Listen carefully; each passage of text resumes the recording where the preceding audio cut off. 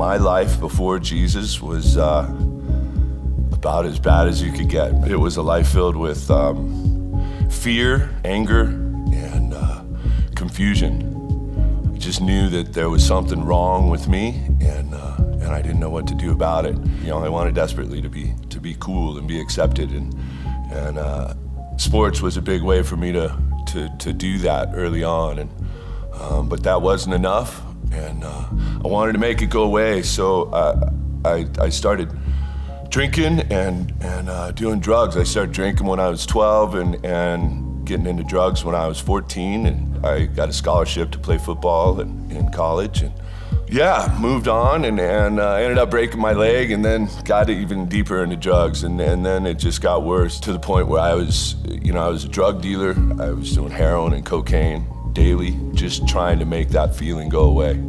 I was adopted when I was a child. What it told me was that, my parents didn't want me. So I knew there was something wrong with me, and then at like 6 or 7, I was sexually abused. I use the term raped. I think it's a little bit more to the point.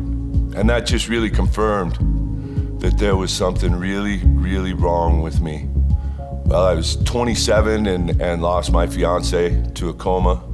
She was brain dead for 13 years before she finally passed. And, it's funny, I knew there was a God, but I just thought he had it in for me. He had something against me. How could a God that supposedly loves me let all this stuff happen? And that all came to a head at age 35. I was at a friend's house, and we had dinner, and he had gone to bed, and another buddy and I were staying at his house that night, and long story short, I overdosed that night and died. From what I was told, I was as bluer than anybody he'd ever seen before, and I had no pulse, and I obviously wasn't breathing. And they had to decide whether or not to roll me up in the rug and throw me in a dumpster or to call the paramedics. But they did. They called the paramedics, and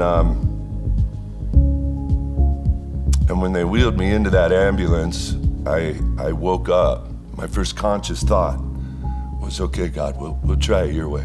It hasn't been easy, but it's been amazing.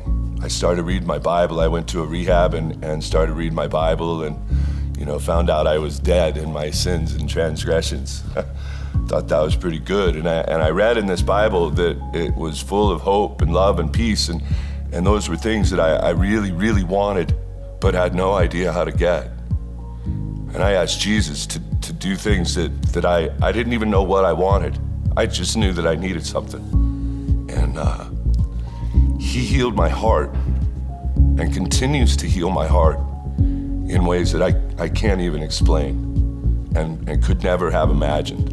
My life is different. I'm focused on different things. I care about different things. I care about people.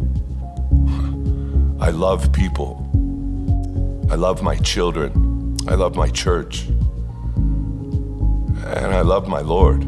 Jesus says, in this world, you're gonna face many trials, many struggles.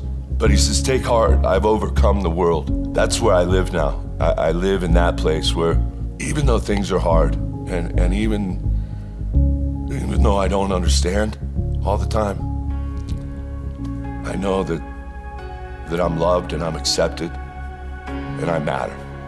Yeah, I'm Rob, and that's how I got saved. Oh, I got saved.